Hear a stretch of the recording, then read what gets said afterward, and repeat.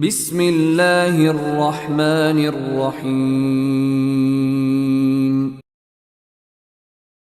علينا من يهده الله فلا مضل له ومن يضلله فلا هادي له وأشهد أن لا إله إلا الله وحده لا شريك له وأشهد أن محمدا عبده ورسوله يا أيها الذين آمنوا اتقوا الله حق تقاته ولا تموتن إلا وأنتم مسلمون يا أيها الناس اتقوا ربكم الذي خلقكم من نفس واحدة وخلق منها زوجها وبث منهما رجالا كثيرا ونساء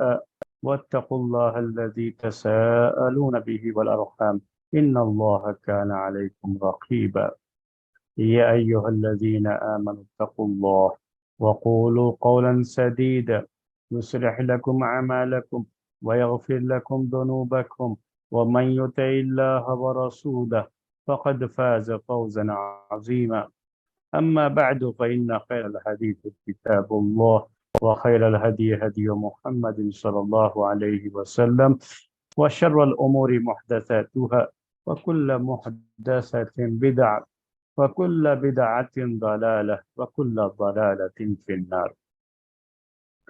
محترم بھائیوں اور معزز خواتین، طلاق کے یہ مسائل آپ کی خدمت میں پیش کیے جا رہے ہیں۔ جو مسئلہ شروع کیا گیا تھا پچھلے ہفتے، وہ مسئلہ یہ تھا کہ اگر ایک ہی مرتبہ 3 طلاقیں کوئی دے دے، جس کو اردو میں زیادہ تر ان الفاظ میں بیان کیا جاتا ہے مسئلے کو کہ ایک مجلس میں دی گئی 3 طلاقیں، تو یہ 3 طلاق دینے کا حکم کیا ہے، اور کیا یہ 3 طلاقیں واقع ہوں گی یا ایک ہی طلاق واقع ہوگی۔ اس سلسلے میں جو مسئلہ تھا، میں نے اس کی شروعات پچھلے ہفتے کر دی تھی کہ اس عمل کو، یعنی ایک ہی مجلس میں 3 طلاق دینا، ایک ہی مرتبہ میں 3 طلاق دینا، اس کو تمام لوگ صحیح نہیں سمجھتے ہیں، حرام سمجھتے ہیں۔ یہ عمل فی نفس ہی صحیح نہیں ہے، اور طلاق دینے کی یہ شکل طلاق بدعی کہلاتی ہے۔ ان تمام علماء اور فقہا کے نزدیک بھی جو 3 طلاق کو 3 طلاق مانتے ہوئے 3 طلاق نافذ کرتے ہیں اور یہ کہتے ہیں کہ 3 طلاق ہو گئی تو اب اس کے ساتھ رجوع کرنے کا معاملہ ختم ہو جاتا ہے، تو ان کے یہاں بھی طلاق دینے کا یہ طریقہ طلاق بدعی ہی ہے۔ طلاق دینے کا یہ طریقہ صحیح نہیں ہے، اس نے ایک حرام عمل کیا ہے۔ سب کے نزدیک یہ بات تو ہے اپنی جگہ پر۔ اور ایک حقیقت اور بھی بیان کر دوں، آج اصل میں جو مسئلہ، اس مسئلے کے تعلق سے جو بات ذکر کرنی ہے، وہ جو لوگ 3 طلاق کو 3 مانتے ہیں اور جو لوگ 1 مانتے ہیں، ان کے جو دلائل ہیں، ان کے تعلق سے کچھ باتیں آپ کے سامنے ذکر کرنی ہے۔ لیکن کچھ حقائق بھی ہیں، ہم چاہتے ہیں کہ وہ آپ کے سامنے بیان کریں اور امت کو اس کا علم ہو۔ یہ علم امت کو نہیں دیا گیا، عام لوگوں کو نہیں دیا گیا، ان کے سامنے بیان نہیں کیا گیا۔ آج بھی جب ہم یہ مسائل پوری تفصیل کے ساتھ بیان کرتے ہیں تو نہ جانے کتنے ایسے لوگ ہیں جو اس پر بھی اعتراض کرتے رہتے ہیں لوگوں کے سامنے۔ اس کی کیا ضرورت ہے عوام کو اس طرح کی بات پیش کرنے کی؟ تو یہ لوگوں کو جاہل بنا کے رکھنا چاہتے ہیں لوگ، یہ نہیں چاہتے کہ لوگوں کے پاس علم آئے۔ بس تقریریں کرتے رہو، لوگوں کو تقریریں سناتے رہو، اور لوگ جو ہے گھنٹوں تقریریں سنیں، اور اس سے نہ انہیں کوئی فائدہ ہوتا ہے نہ ہی امت کا کوئی بھلا ہوتا ہے، لیکن تقریریں کرنے والوں کا بڑا بھلا ہوتا ہے اس میں۔ تو اس کے لیے تو بڑے شد و مت کے ساتھ اتنے پروگرام کہ لوگ پروگرام سن سن کر کے تنگ آ جاتے ہیں۔ لیکن شریعت کے مسائل صحیح طریقے سے جو سیکھنے کا طریقہ ہے، اس طریقے کے مطابق سیکھنے کی لوگ خواہش نہیں کرتے، کوشش نہیں کرتے۔ بہت کہیں کچھ ہوا تو کیا ہے، ورکشاپ کر لیں گے، یعنی اس طرح کی بات کہ کسی ایک دن گھنٹہ 2 گھنٹہ۔ میرے بھائیوں، یہ گھنٹے 2 گھنٹے میں حل ہونے والے مسائل نہیں ہیں۔ اگر ایسی ہی شکل ہوتی تو پیارے نبی صلی اللہ علیہ وسلم ایسے ہی اپنے زمانے میں ورکشاپ کرتے تھے، کیونکہ وہاں تو زیادہ ضرورت تھی نا، لوگ نئے نئے اسلام میں داخل ہوتے تھے، ان کو مسائل کا علم نہیں، ان کو سکھانا ہوتا تھا، تو وہ تو زیادہ ضرورت تھی وہاں پر اس طرح کی۔ لیکن جو طریقہ تھا سکھانے کا کہ ایک ایک مسئلہ بہت ہی وضاحت کے ساتھ لوگوں کے سامنے پیش کیا جائے، اور کسی طرح کا لوگوں کو کنفیوژن نہ رہ جائے، اور تھوڑا تھوڑا جب آپ پیش کریں گے تو وہ چیزیں یاد رہتی ہیں۔ میں اکثر جو ہے اس طرح کی چیزوں کی مخالفت اسی لیے کرتا ہوں، اور مثال دیتا ہوں لوگوں کے سامنے اس چیز کی کہ اگر آپ کھانا ایک دن بیٹھ کر کے خوب زیادہ کھا لیں، 10 دن کا 20 دن کا، تو کیا وہ جسم کو فائدہ پہنچائے گا؟ بدہضمی ہو کر کے الٹا نقصان ہوتا ہے اس سے۔ اس کا طریقہ یہ ہے کہ اگر آپ چاہتے ہیں کہ آپ کے جسم کو کھانا صحیح طریقے سے لگے، تو جو اس کی مقدار ہے تھوڑا تھوڑا کر کے کھائیں، جو ہضم ہوتا رہے، کھاتے جائیں، ہضم ہوتا رہے، تو اس کی بدن میں طاقت آتی ہے۔ ایسے ہی علم بھی ہوتا ہے، تھوڑا تھوڑا اتنا ہی جتنا آدمی آسانی سے سمجھ کر کے اس کو یاد رکھ سکتا ہے۔ کئی کئی گھنٹے جو ہوتے ہیں نا ایک ساتھ، تو شروع کا جو تھا آخر کا جو رہے گا، جب آخر کا سنیں گے شروع کا سب بھول جائیں گے۔ یہ کوئی بھی جو اس فیلڈ کے لوگ ہیں ان کو پتا ہے یہ کہ جو ہے آخر کی کچھ چیزیں یاد رہ جائیں تو رہ جائیں، نہیں تو آدمی سب بھول جاتا ہے پہلے کا۔ تو اسی لیے وہ طریقہ نہیں ہے اصل میں۔ تو ابھی بھی لوگوں کی توجہ اس کی طرف بہت کم ہے، سیکھنے کی طرف۔ آج بھی میرے پاس ایک سوال آیا، وہی جو ہے کہ شوہر نے بیوی کو 3 مرتبہ کہہ دیا طلاق طلاق طلاق، کیونکہ ہمارے یہاں لوگ اس کے علاوہ جانتے نہیں نا طلاق دینے کا، وہ سمجھتے یہی طریقہ ہے، اور نہ اس سے ان کو کوئی بتاتا ہے، اب تک بھی وہی چیز ہے، کوئی بتاتا بھی نہیں۔ اور کہیں اس طرح کا درس ہوتا ہے تو اس میں شرکت کی کوئی ترغیب نہیں دیتا ہے کہ بھائی آپ اس کو شرکت کریں گے تو کچھ دین سیکھ جائیں گے آپ۔ تقریروں کے لیے تو بہت زیادہ ترغیب بھی ہوتی ہے، بہت زیادہ ایڈورٹائز بھی، یہ بھی وہ بھی، اور سب بڑے شوق سے گھنٹوں جو ہے بیٹھے، حالانکہ حاصل کچھ نہیں ہوتا ہے، وہ آپ بھی سمجھتے ہیں اس میں، لیکن لوگ یہ کرتے ہیں۔ تو یہ مسئلہ ابھی بھی بہت زیادہ جو ہے الجھا ہوا ہے۔ کیوں الجھا ہوا ہے؟ کہ لوگوں کا کی توجہ اس کی طرف نہیں ہے۔ ابھی بھی لوگوں کو صحیح طریقے سے پتہ نہیں ہے کہ طلاق دینے کا اسلامی طریقہ کیا ہے۔ بہت سے اسلامی ممالک میں ایک حقیقت یہ بھی ہے، ابھی جو مسلم کنٹریز ہیں تو وہاں کے جو جو قضا ہے، یعنی جو کورٹس ہیں اسلامی، جو ہے کورٹ جو ہوتی ہیں،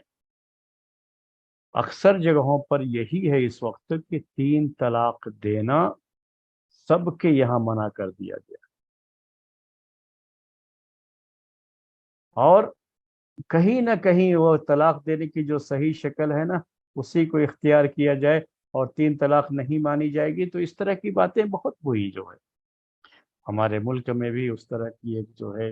چیز سامنے آئی، وہ آپ اس کے بارے میں بھی آپ لوگ جانتے ہیں۔ تو یہ صرف ایک ملک کی بات نہیں ہے نا، اکثر ممالک میں ابھی اسی پر جو ہے کام ہوا، کیونکہ لوگ بڑی کثرت سے ایسے 3 طلاقیں دے دیتے ہیں، پھر جو ہے ان کو پریشانی ہوتی ہے، اب کیا کریں کیا کریں، وہ مسائل ہوتے ہیں، تو اس کی وجہ سے لوگوں کے لیے اس طرح کی جو ہے قانون بنائے گئے باقاعدہ۔ تو اصل کیا کمی ہے؟ میں یہ کہتا ہوں یہ قانون بنانے سے، مختلف چیزوں سے مسئلے حل نہیں ہوتے۔ مسئلہ کس سے حل ہونے والا ہے؟ کہ لوگوں کو علم دیا جائے، شریعت کا علم دیا جائے، صحیح طریقے سے بتایا جائے۔ یہ ہم نے سمجھ لیا کہ جو ہے یہ علم عام لوگوں کو نہیں دینا ہے، پتہ نہیں کہاں سے یہ چیز آ گئی لوگوں کے دنوں میں کہ عام لوگوں کو کیوں یہ علم دیا جائے۔ نہیں، یہ دین سب کے لیے ہے۔ ہمارا دین، ہمارا مذہب، یہ جیسے اور مذاہب میں ہوتا ہے کہ پنڈت اور پادری لوگ ہی جانے اور دوسرے لوگوں کو اس سے دور رہنا ہے، تو ہمارا دین ایسا نہیں ہے۔ ہمارے دین میں سبھی لوگ دین سیکھیں، سب کو دین سیکھنے کے لیے کہا گیا ہے، اور سب لوگ دین سیکھتے بھی تھے۔ یہ آج کے زمانے میں یہ مسائل پیدا ہو گئے ہیں کہ تقریریں ہوتی ہیں اور دین سکھانے کا کام نہیں ہوتا ہے۔ تو اسی سے میں تھوڑی سی تمہید باندھ رہا تھا آپ کے سامنے یہ بیان کرنے کے لیے کہ آج بھی یہ پایا جا رہا ہے ابھی بھی سماج میں، اتنا سب کچھ ہونے کے باوجود یہاں ہمارے اس ملک میں ابھی 3 طلاق دینے کو جرم قرار دے دیا گیا قانون کے لحاظ سے، اور یہ ہو بھی سکتا ہے کہ شوہر کو اس کی وجہ سے جیل بھی ہو، لیکن پھر بھی لوگوں کو یہ سب بھی پتہ نہیں ہے۔ اور آج ابھی ایک جو ہے میرے پاس ایک سوال آیا کہ ایک صاحب نے اپنی بیوی کو ایسے ہی طلاق دے دیا ہے، کیا کرنا ہے اس کے لیے؟ اب پوچھتے پھرتے ہیں، یہاں جاتے ہیں وہاں جاتے ہیں، مسائل۔ ارے بھائی اتنی ساری پریشانیوں سے بہتر یہ ہے کہ لوگوں کو دین ہی سکھا دیا جائے نا، کیا صحیح طریقہ ہے وہ بتا دیا جائے۔ تو ابھی بھی عام لوگوں کو اس کے بارے میں کچھ بھی پتہ نہیں، کچھ بھی خبر نہیں۔ جی، تو آج میں آپ کے سامنے جو مسئلہ پیش کرنے والا ہوں وہ یہ ہے کہ یہ 3 طلاقیں 3 واقع ہوتی ہیں یا ایک واقع ہوتی ہے، کیا مسئلہ ہے اس کا؟ جو اختلاف بہت مشہور ہے اہل حدیث، اب ہندوستان میں رہتے ہیں تو کہیں گے اہل حدیث اور احناف کے درمیان، حالانکہ یہ مسئلہ اہل حدیث اور احناف کا نہیں ہے، بلکہ یہ مسئلہ اہل حدیث اور غیر اہل حدیث تمام کا یہی، یعنی فقہائے اربعہ، ائمہ اربعہ اور تمام 4 مشہور مذاہب سب کا یہی ہے۔ تو اہل حدیث کا یہ اختلاف سب کے ساتھ ہے، صرف احناف کے ساتھ نہیں ہے۔ یہ بھی ایک غلط چیز ہوتی ہے جو لوگوں کے ذہنوں میں ہے کہ وہ سمجھتے ہیں کہ یہ اختلاف صرف احناف اور اہل حدیث کا ہے، ایسا نہیں ہے، کیونکہ فقہ حنبلی میں بھی یہی ہے کہ ان کے یہاں 3 طلاق واقع ہوتی ہے، فقہ شافعی میں بھی یہی ہے کہ ان کے یہاں 3 طلاق واقع ہوتی ہے، فقہ مالکی میں بھی یہی ہے کہ ان کے یہاں 3 طلاق واقع ہوتی ہے، اور فقہ احناف کے تو بات مشہور ہی ہے، آپ جانتے ہیں ہمارے ملک میں چونکہ ہمارا ان کے ساتھ ہی زیادہ ملنا جلنا اٹھنا بیٹھنا ہوتا ہے، وہی ہمارے ساتھ ہیں جو ہماری آبادی میں، مسلم آبادی میں ساتھ میں ہوتے ہیں، تو ان کے ساتھ ان کا جو معاملہ ہے تو لوگ عام طریقے سے جانتے ہیں ہمارے اس ملک میں۔ تو سب کے نزدیک یہی ہے میرے بھائی، جو صرف اہل حدیث کا مذہب یہ ہے اس سلسلے میں کہ ان کے یہاں 3 طلاق 1 طلاق واقع ہوتی ہے، اور یہ مسئلہ اتنا شدت اختیار کر گیا ہمارے اس ملک میں، بلکہ میں کہوں کہ ہمارا جو جو ہے آزادی سے پہلے کا جو ہندوستان ہے، جسے ہم بر صغیر کہتے ہیں، جو ہے سب کانٹیننٹ، تو وہ پورا جو ہے، یعنی چاہے جو ہمارے 2 پڑوسی ملک ہوں اور ہمارا یہ ملک، ابھی یہ تینوں ممالک میں یہ چیز رہی ہے کہ احناف اور اہل حدیثوں کے درمیان اس مسئلے میں جو ہے کافی شدت رہی ہے، اور اسی لیے دونوں طرف سے کافی کتابیں بھی لکھی گئی۔ احناف نے بھی طلاق کے اس مسئلے میں، یعنی یہ 3 طلاق ہوگی یا 1 طلاق ہوگی، اس مسئلے میں جو ہے کافی کتابیں احناف کی یہاں بھی لکھی گئیں، اور اسی طریقے سے اہل حدیثوں کے یہاں بھی کافی کتابیں لکھی گئیں، ایک دوسرے پر رد کرنے کے لیے بھی کتابیں لکھی گئی ہیں، یعنی فقہ حنفی پر رد کرنے کے لیے علماء اہل حدیث نے کتابیں لکھی، اور فقہ اہل حدیث پر رد کرنے کے لیے اس مسئلے میں، یعنی 3 طلاق کے مسئلے میں علماء احناف نے کتابیں لکھی۔ تو بہت سی کتابیں ہیں جو اردو میں موجود ہے۔ یہ احناف اور اہل حدیث کا مسئلہ بن گیا، جبکہ اصلاً یہ ان کا مسئلہ نہیں تھا۔ یہ مسئلہ کیا ہے؟ ایک طرف سارے مذاہب ہیں اور ایک طرف اہل حدیث ہیں، یہ مسئلہ ہے اصل۔ اور اس سے پہلے والے ہفتے میں نے آپ کو یہ بھی بتایا تھا نا کہ اس میں 4 قول ہیں، صرف 2 ہی نہیں ہیں، تو وہ میں نے آپ کے سامنے پیش کر دیا، وہ چاروں اقوال، وہ ساری چیزیں ہوں گی، میں آپ کو پھر سے اس کو ریپیٹ نہیں کروں گا، کیونکہ آج صرف آپ کے سامنے اسی 2 قول کے بارے میں پیش کرنا ہے کہ اگر 3 طلاق دے دیا ہے ایک مجلس میں تو کیا 3 طلاق واقع ہو جائے گی یا ایک ہی طلاق واقع ہوگی؟ احناف کا اس سلسلے میں، اور یہ کہہ لیجئے کہ فقہائے اربعہ یا جو چاروں مسلک ہیں مسلक, हम्बली مسلक, मालिकी مسلक, शाफी مسلक और जो है हनफी مسلक, उन चारों मसालिक का कौल और अहले हदीस की राय, उसी को आज सिर्फ आपके सामने पेश करना है। तो पहले आपके सामने दो तीन चीज़ें हैं, तमहीदी चीज़ें, वो जो है पेश करूँगा, उसको अच्छी तरह से नोट कर लीजिएगा। पहली बात क्या है कि इसको कहा जाता है कि एक मजलिस की तीन तलाक। तो एक मजलिस की तीन तलाक से क्या मुराद लेते हैं लोग, पहले हमें ये जानना जो है ज़रूरी होता है। इससे मुराद दो शक्लें होती हैं एक मजलिस की तीन तलाक। एक शक्ल ये होती है कि वो कह दे कि तल्लक़्तु की सलासन, अरबी में कहते हैं इसे, तल्लक़्तु की सलासन, यानी शौहर ने बीवी से कहा मैंने तुमको तीन तलाकें दे दी। ये एक मजलिस की तीन तलाक, एक शक्ल उसकी ये भी पेश की जाती है। और एक ये है कि शौहर बीवी से कहता है अंते तालिकुन अंते तालिकुन अंते तालिकुन, ये अरबी में है, यानी तीन मर्तबा इसको रिपीट करता है। ये नहीं कहता है तल्लक़्तु की सलासा, बल्कि अंति तालिकुन अंति तालिकुन अंति तालिकुन, तीन मर्तबा इसको रिपीट करता है। तो ये दोनों शक्लें, इसको कहते हैं कि एक मजलिस में तीन तलाक़ें दी। एक मसला और भी होता है, वो मसला क्या है, वो असल में इस बहस में दाखिल नहीं है, इसीलिए मैं थोड़ी ये तंबीह करना चाहता हूँ कि जो तलाक देने का सही तरीका है, वो बात बयान करते हुए मैंने आपको बताया था पहले कि एक ऐसे तोहर में, यानी हैज़ की मुद्दत खत्म हो जाने के बाद शौहर अपनी बीवी को उसके साथ हम बिस्तरी किए बगैर उस तोहर में एक तलाक दे देता है, तो यही तलाक देने का सही तरीका हो। उसके बाद अब उसको हक है चाहे तो उसे रुजू कर ले, क्योंकि वो तलाक तलाक रजई होती है। और अगर छोड़ दिया ऐसे ही, तीन हैज गुजर गया,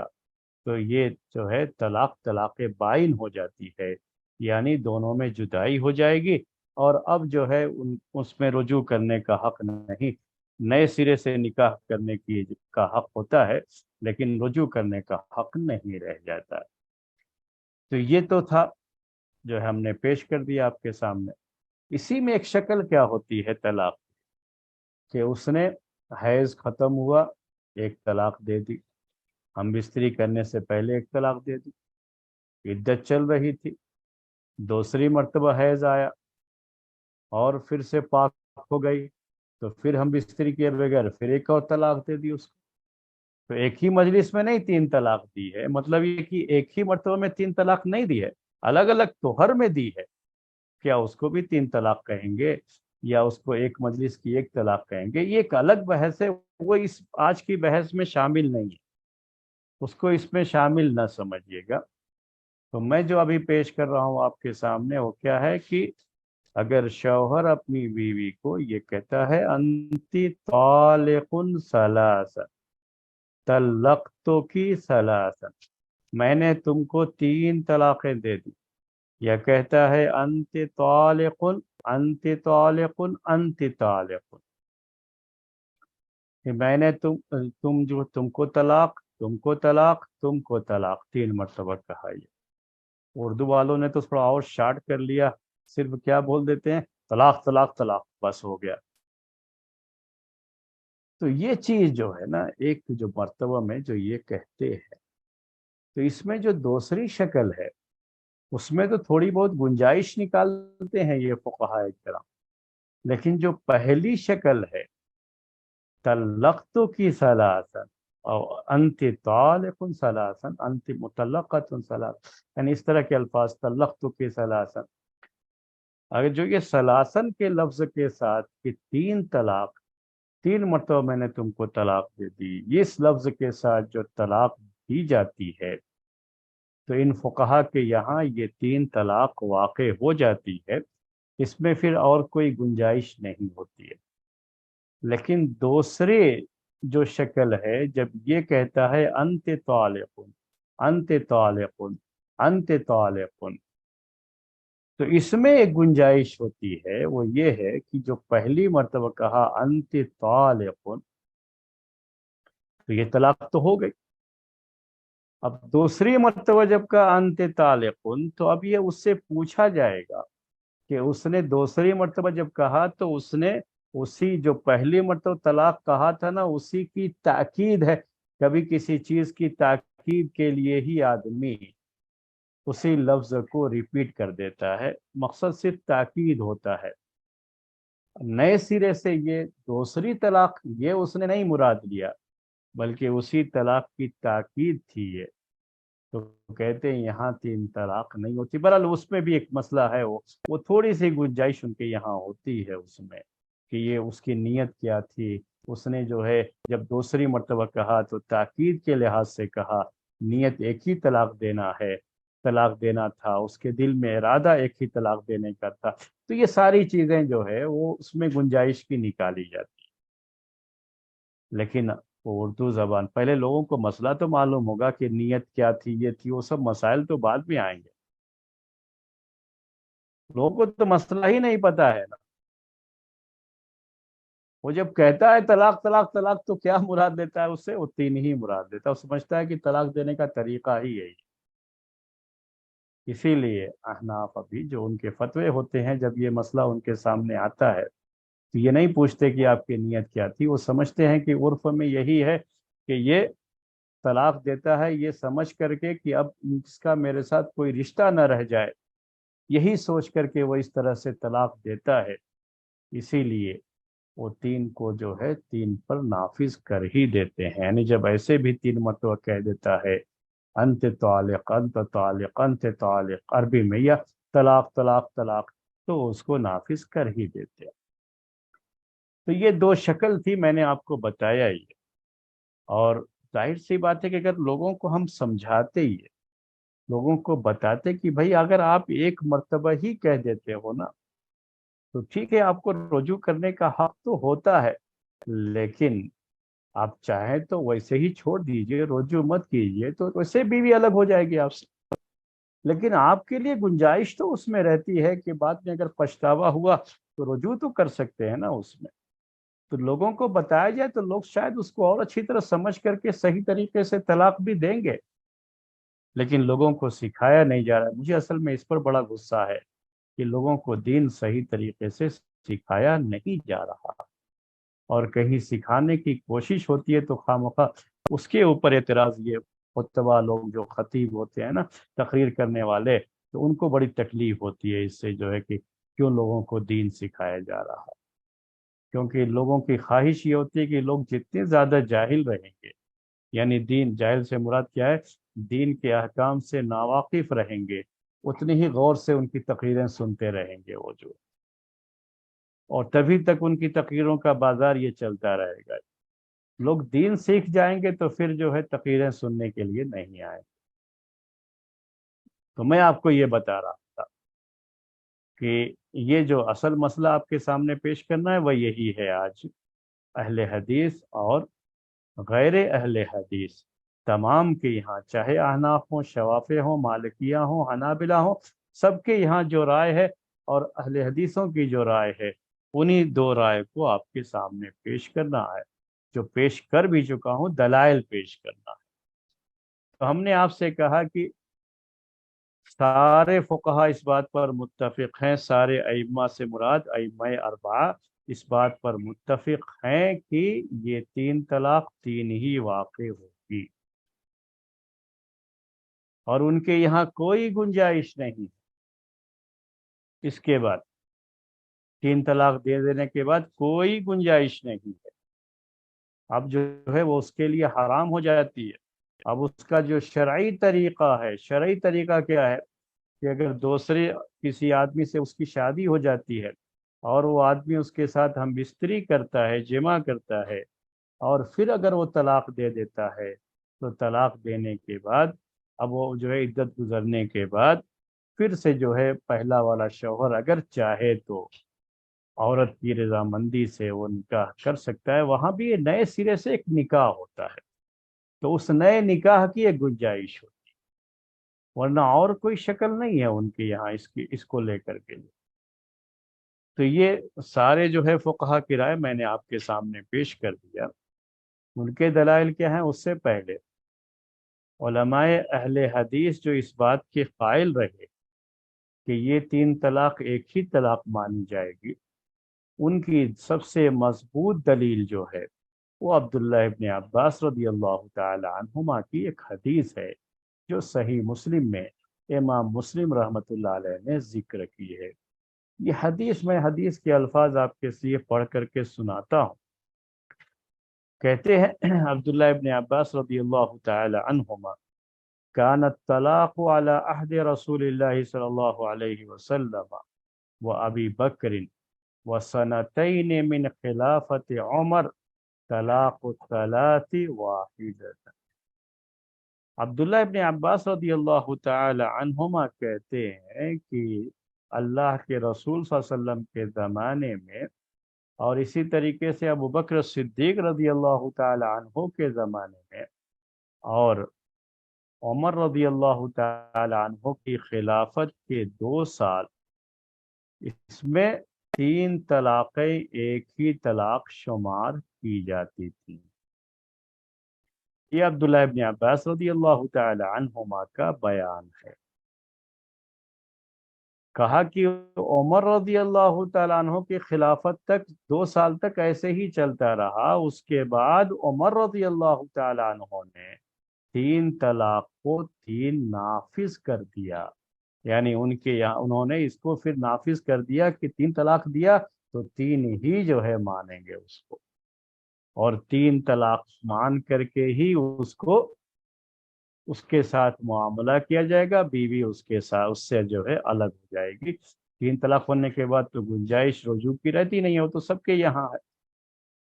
یہی مشہور حدیث ہے، اور یہ حدیث ایسی ہے کہ ہر کوئی جانتا ہے۔ کسی سے بھی پوچھ لیجئے آپ، کسی بھی اہل حدیث جو ہے شخص سے پوچھ لیجئے تو ہر کوئی یہی کہے گا کہ 3 طلاق اللہ کے رسول صلی اللہ علیہ وسلم کے زمانے میں، ابو بکر صدیق رضی اللہ تعالیٰ عنہ کے دور خلافت میں، اور اسی طریقے سے عمر رضی اللہ تعالیٰ عنہ کے دور خلافت کے شروع کے 2 سال یہی تھا کہ 3 طلاق ایک ہی شمار کی جاتی تھی۔ اب آپ کے سامنے تو حدیث آ گئی، آپ کے سامنے یہی حدیث ہے۔ حالانکہ اس حدیث پہ بھی بڑے سوالات ہوتے ہیں، وہ پیش کروں گا آخر میں آپ کے سامنے، وہ جب نقاش کی بات آئے گی، یعنی تجزیہ جو اردو میں کہا جاتا ہے، انالائز کرنا دلائل کو جو انگلش میں کہا جاتا ہے، تو اس کا جب دور آئے گا تو وہ چیزیں، وہ سوالات بھی آپ کے سامنے آئیں گے۔ اور اتنا آسان بھی نہیں ہے اس حدیث سے دلیل لینا اور اس پر باقی رہ جانا۔ اتنے جو ہے مخالفین کی طرف سے اتنے سوالات آتے ہیں اس کے اوپر، اس استدلال کے اوپر، اتنا اس کے بارے میں جو ہے، یعنی اس کو مناقشہ ہم کہتے ہیں عربی میں، اتنا مناقشہ کیا گیا ہے کہ عقلیں بھی دنگ رہ جاتی۔ اس کے علاوہ بھی بعض احادیث ہیں یا قرآن کی آیت سے بھی دلیل دی جاتی ہے، لیکن وہ ساری حدیثیں یا آیت سے استدلال اتنا زیادہ صریح نہیں ہے۔ صریح کا مطلب کیا ہوتا ہے؟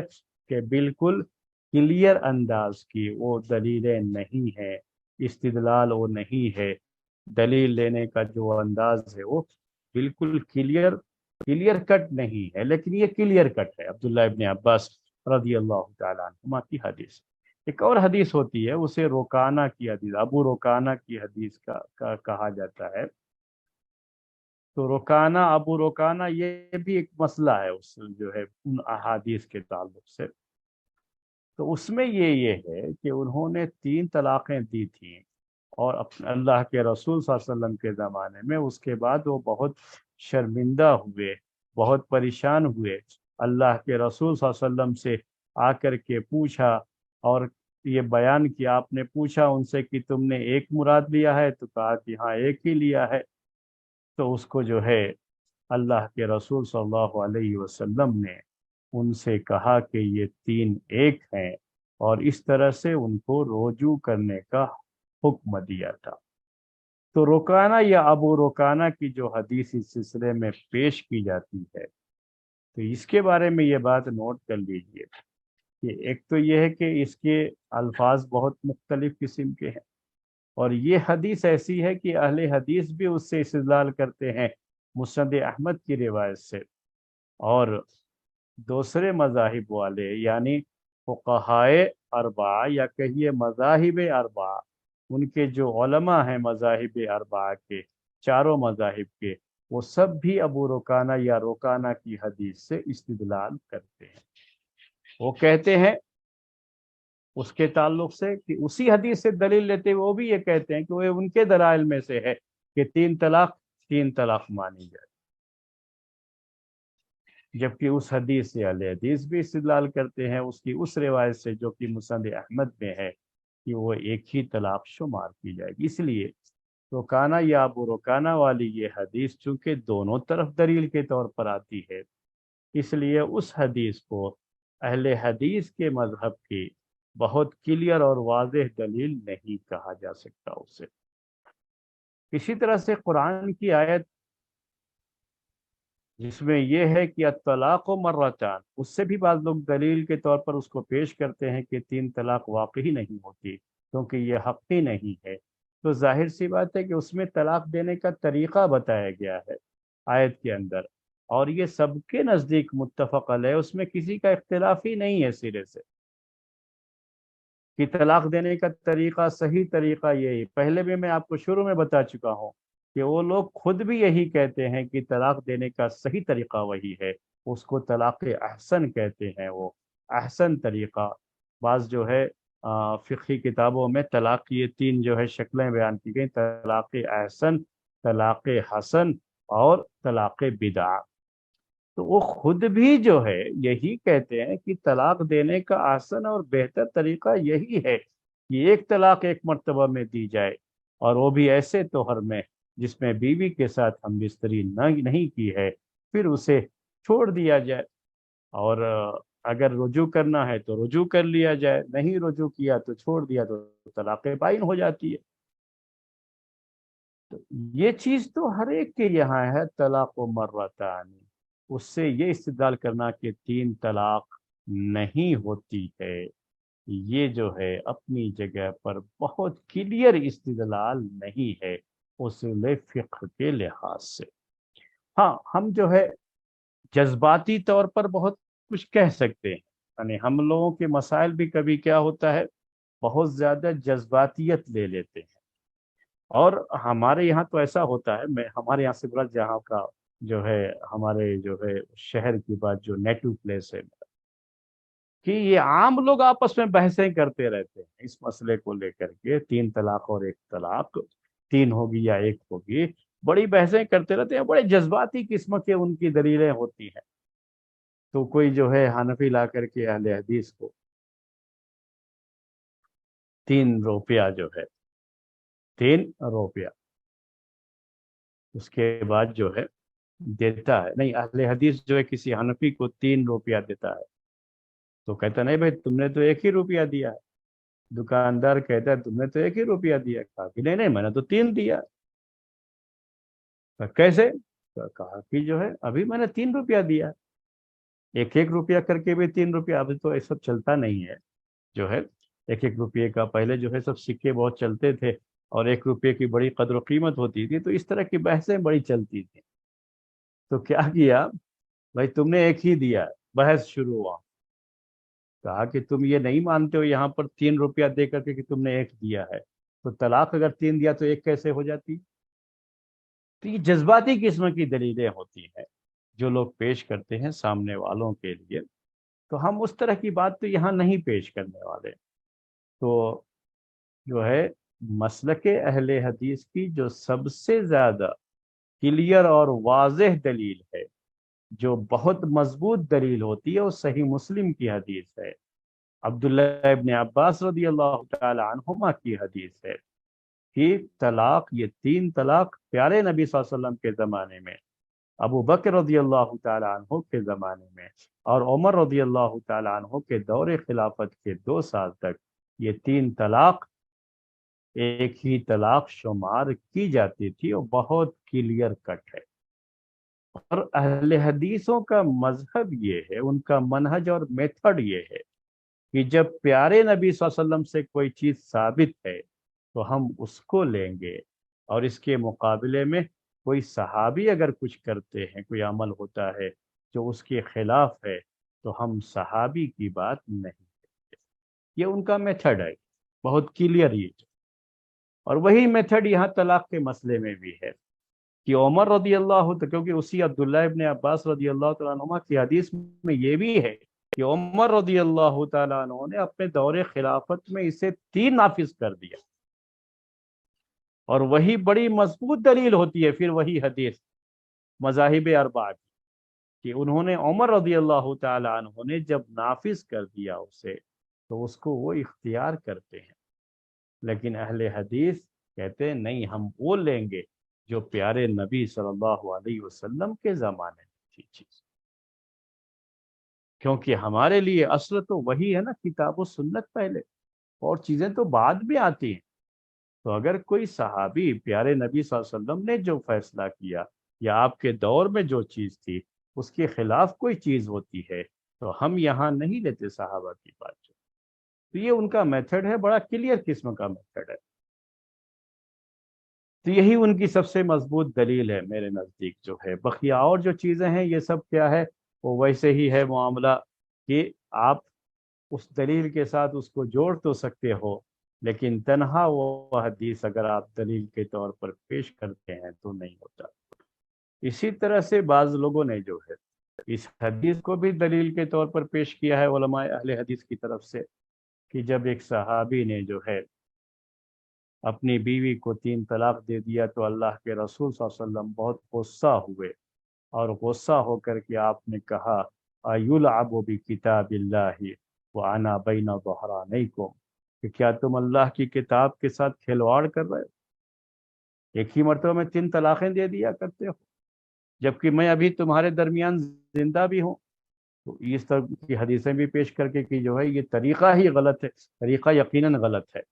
لیکن کیا وہ 3 طلاق واقع ہوتی ہے یا نہیں ہوتی، اس سے آپ دلیل نہیں لے سکتے اس مسئلے میں۔ ویسے بھی یہ حدیث ضعیف ہے، اور احناف تو اس حدیث کو بھی 3 طلاق کے 3 ہونے پر دلیل کے طور پر پیش کرتے ہیں۔ وہ بتانا چاہتا ہوں، کہتے ہیں کہ 3 طلاق تھی اس نے، آپ نے یہ ضرور کہا کہ اللہ کی کتاب کے ساتھ کھلواڑ کہتے ہو، لیکن یہ آپ نے نہیں کہا کہ تمہاری 3 طلاق یہ 1 طلاق ہوگی۔ اس حدیث میں یہ بیان ہے ہی نہیں صرف، گویا کہ آپ نے 3 طلاق کو 3 طلاق ہی مانا، تبھی تو آپ نے یہ کہا کہ تم اللہ کی کتاب کے ساتھ کھلواڑ کر رہے ہو۔ جب ایک ہی ہوا تو کھلواڑ کہاں ہوا اللہ تعالیٰ کی کتاب کے ساتھ؟ سنن نسائی کی یہ حدیث ہے، اور وہ ضعیف حدیث ہے، وہ بھی بتا دیتا ہوں آپ کو کہ وہ ضعیف حدیث ہے۔ تو میں نے آپ سے کہا کہ یہ جو دوسری احادیث ہیں جو عام طریقے سے پیش کی جاتی ہیں دلیل کے طور پر کہ 3 طلاق 1 طلاق ہوگی، اس میں کوئی بھی دلیل ایسی نہیں ہے جو بالکل کلیئر ہو۔ ایک ہی حدیث عبداللہ ابن عباس رضی اللہ تعالی عنہما کی حدیث وہی دلیل کے لحاظ سے انتہائی کلیئر ہے، اور صحیح مسلم کی حدیث ہے، اسی لیے اس کی صحت کے تعلق سے بھی کوئی کلام نہیں ہو سکتا۔ اب دوسرے لوگ اس حدیث کے بارے میں کیا کہتے، علماء احناف نے کیا لکھا ہے، دوسرے علماء نے کیا لکھا ہے، وہ لوگ کیا کہتے ہیں کہ عبداللہ ابن عباس رضی اللہ تعالی عنہما کی اس حدیث کو ان میں سے تو بہت سے لوگوں نے کہا کہ یہ ضعیف حدیث ہے، صحیح ہو ہی نہیں سکتی یہ حدیث، یہ حدیث صحیح ہو ہی نہیں سکتی۔ کیوں نہیں صحیح ہو سکتی؟ اس کے لیے مختلف اسباب بیان کرتے ہیں۔ ایک تو یہ بیان کرتے ہیں کہ عبداللہ ابن عباس خود جو ہے 3 طلاق کو 3 طلاق مانتے تھے، تو پھر کیسے جو ہے وہ اس بات کے قائل ہو سکتے، اس حدیث کے راوی ہو سکتے؟ کیسے آپ ان کے بارے میں یہ خیال کریں گے کہ انہوں نے اللہ کے رسول صلی اللہ علیہ وسلم کی حدیث ہوتے ہوئے اس کی مخالفت کی؟ کیا آپ یہ گمان کریں گے عبداللہ ابن عباس رضی اللہ تعالیٰ عنہما کے بارے میں؟ یہ ان کی توہین ہے، یہی الفاظ لکھتے ہیں وہ لوگ، اور کہتے ہیں کہ یہ اہل حدیث لوگ یہ جو ہے شیعوں کی طرح سے ہیں، جو صحابہ کو جو ہے یہ لوگ عادل نہیں مانتے ہیں، اور صحابہ کو جو ہے یہ لوگ ان کا احترام نہیں کرتے ہیں، کیونکہ اس کا مطلب ہی یہی نکلتا ہے اگر آپ اس حدیث کو صحیح مانتے ہیں کہ عبداللہ ابن عباس خود جو حدیث انہوں نے روایت کی ان کا اس کو علم تھا، پھر بھی انہوں نے اللہ کے رسول صلی اللہ علیہ وسلم کی مخالفت کر دی اور 3 طلاق وہ 3 طلاق مانتے تھے۔ تو یہ چیز میرے بھائیوں جو ہے ان کی طرف سے پیش کی جاتی ہے۔ مزید کیا لکھتے ہیں، کہتے ہیں کہ یہ اہل حدیث لوگ عمر رضی اللہ تعالیٰ عنہ کی بات نہیں مانتے ہیں، یہ لوگ ان کی توہین کرتے ہیں۔ صرف عمر ہی نہیں، پھر کہتے ہیں کہ عمر رضی اللہ تعالیٰ عنہ نے یہ فیصلہ کیا کہ 3 طلاق 3 طلاق ہے، اور سارے صحابہ نے اجماع کر لیا اس کے اوپر، سب صحابہ متفق تھے ان کے فیصلے پر۔ تو یہ لوگ سارے صحابہ کی توہین کرتے ہیں۔ کیا آپ یہ سمجھ سکتے ہیں کہ صحابہ نے اللہ کے رسول صلی اللہ علیہ وسلم کے فیصلے کے خلاف انہوں نے اجماع کر لیا؟ اگر آپ یہ بات کہو گے تو پھر تو یہ ہے کہ گویا کہ صحابہ جو ہے یہ صحابہ نہیں تھے، اللہ کے رسول صلی اللہ علیہ وسلم کی مخالفت کرتے تھے۔ کیسے کہو گے آپ؟ اس کا مطلب یہ کہ ایسا نہیں تھا، اللہ کے رسول صلی اللہ علیہ وسلم کے زمانے میں بھی کہ 3 طلاق 1 طلاق مانی جاتی تھی۔ یہ لوگ جو ہے یہ بات وہ لوگ لکھتے ہیں اپنی کتابوں، اس حدیث کا جواب دیتے ہیں۔ اس کے بعد یہ ایک بات ہے، لیکن اس کے بعد وہ یہ بھی کہتے ہیں کہ اگر مان بھی لیا جائے کہ یہ حدیث یعنی ان کے ضعیف ماننے کی ایک وجہ یہ بھی ہے کہ امام بخاری رحمۃ اللہ علیہ نے اس کو اپنی صحیح میں اسی وجہ سے ذکر نہیں کیا ہے، اور صرف امام مسلم نے اس کو روایت۔ اس کے بعد کہتے ہیں اگر صحیح مان بھی لیا جائے تو یہ جو 3 طلاق کو ایک ماننے کا مسئلہ تھا اللہ کے رسول صلی اللہ علیہ وسلم کے زمانے میں، اس کی شکل کیا تھی، اس کا جواب یہ دیتے ہیں۔ نوٹ کر لیجیے گا، اس پر ذرا بہت غور کیجیے گا اور بہت ہی اچھی طرح سے یہ بات سنیے گا، ذہن میں اچھی طرح سے محفوظ ہونا ہے آپ کے، اور اچھی طرح سے آپ کو سمجھ میں آنا ہے، کیونکہ یہ جواب ہے ان۔ کہتے ہیں کہ میں نے شروع میں آپ کو بتایا تھا کہ 2 طریقہ ہوتا ہے یہ 3 طلاق کا ایک مجلس میں۔ ایک تو یہ کہ کہے انت طالقن انت طالقن انت طالقن، 3 مرتبہ کہے، اور ایک ہوتا ہے کہ طلقتک ثلاثا یا انت طالقن ثلاثا، یعنی 3 کی گنتی جو ہے ذکر کرے۔ تو جو پہلی شکل تھی انت طالقن انت طالقن انت طالقن، تو اس کا جواب دیتے وہ یہ کہتے ہیں کہ اس میں وہی شکل تھی۔ تو اللہ کے رسول صلی اللہ علیہ وسلم کے زمانے میں جب کوئی یہ کہتا تھا انت طالقن انت طالقن انت طالقن، تو اس کی نیت پوچھی جاتی تھی کہ آپ کا ارادہ کیا ہے؟ کیا آپ نے پہلی مرتبہ انت طالق کہا تو ایک مراد لیا، اس کے بعد جو آپ نے دوسری اور تیسری مرتبہ کہا ہے تو آپ کا مقصد صرف تاکید ہے، یہ اسی طلاق کی تاکید ہے، یہ یعنی کنفرمیشن جسے آپ انگلش میں کہتے ہیں، یہ آپ اسے کنفرم کر رہے ہیں کہ میں نے طلاق دیا اس کو 1 طلاق۔ دوسرے اور تیسرے میں دوسری اور تیسری طلاق کی نیت نہیں ہے اس میں، تو نیت کا اعتبار کرتے ہوئے وہاں پر ایک ہی طلاق مانی جاتی ہے، اور یہی جو ہے طریقہ تھا اللہ کے رسول صلی اللہ علیہ وسلم کے زمانے میں، ابو بکر رضی اللہ تعالیٰ عنہ کے زمانے میں۔ یہ کہنے کے بعد اس شخص سے پوچھا جاتا تھا کہ تمہارا مقصد دوسرے اور تیسری مرتبہ کہنے میں تاکید ہے یا تمہارا مقصد جو ہے دوسری اور تیسری طلاق ہے؟ تم نے کیا ارادہ کیا، نیت تمہاری کیا تھی؟ اور اس کی نیت کے لحاظ سے فیصلہ ہوتا تھا کہ اگر وہ یہ کہتا تھا کہ نہیں میری جو ہے تاکید صرف تھی تو وہ 3 جو ہے ایک ہی شمار کی جاتی تھی۔ لیکن جب عمر رضی اللہ تعالیٰ عنہ کے دور خلافت میں 2 سال گزر گئے تو انہوں نے یہ محسوس کیا کہ اب لوگوں میں اتنی سچائی نہیں رہی ہے جو اللہ کے رسول صلی اللہ علیہ وسلم کے زمانے میں تھی۔ یہ ان کا جواب ہے، ابھی تک وہی چل رہا ہے۔ تو اسی لیے انہوں نے یہ کہا کہ چونکہ اگر ہم پوچھتے ہیں کہ بھائی تم نے کیا مراد لیا ہے، اور یہ آدمی بیوی کے ساتھ رہنا چاہتا ہے تو جھوٹ بھی بول سکتا ہے، نیت تو اس کی تھی 3 طلاق کی، لیکن کہے گا نہیں نہیں میں نے ایک ہی طلاق جو پہلی مرتبہ کہا تھا وہی طلاق बकिया 2 मरतबा जो कहा है वो सिर्फ ताकीद है, वो तलाक नहीं थी, तलाक मुराद नहीं था मैं, यानी दूसरी और तीसरी तलाक मैंने मुराद नहीं लिया। तो झूठ बोल सकता है वो, क्योंकि अब पहले जैसी दयानतदारी नहीं रही। तो उमर रजी अल्लाह तआला अन्हु ने इसीलिए, अब हम पूछेंगे नहीं, नियत का एतबार नहीं करेंगे। किसी ने कह दिया अंत तालिकुन अंत तालिकुन अंत तालिकुन, तो हम 3 ही मानेंगे और 3 ही नाफिज करेंगे। तो ये एक कज़ा, यानी कोर्ट का एक फैसला होगा कि हम 3 ही मानेंगे। अब हम आपसे पूछने नहीं जाएंगे, क्योंकि पूछने में झूठ का अंदेशा है। और झूठ बोल करके वो बीवी जो उससे अलग हो चुकी है, हराम हो चुकी है, अगर उसके साथ रहेगा तो ये बड़ा मसला है ना, जिंदगी हराम के साथ गुजरेगी उसकी। तो ये बात किसकी थी? जो जवाब दिया है अब्दुल्ला इब्न अब्बास की जो हदीस, और मैंने कहा सबसे कवी और मजबूत हदीस यही है इस मसले में, और उसका जवाब उनकी तरफ से ये, और भी मुख्तलिफ जो है जवाबात दिए गए, लेकिन जो जवाबात दिए गए उसमें बेहतर थोड़े बहुत जो जवाब हो सकते हैं उनकी तरफ से, जो जिक्र के काबिल जवाब हैं, वो मैंने आपके सामने जो है पेश कर दिए। और वक्त भी हो गया है,